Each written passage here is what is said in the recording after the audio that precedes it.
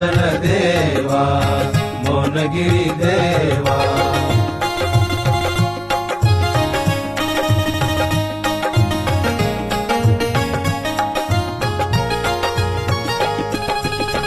तुमच्या दरबारी आलो मी बापुळा, घ्यावे माझी सेवा।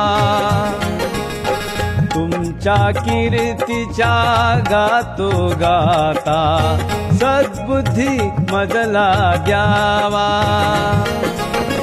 माझ्या जडमुड मस्तकावरी, माझ्या जडमुड मस्तकावरी, हात तुमचा ठेवा।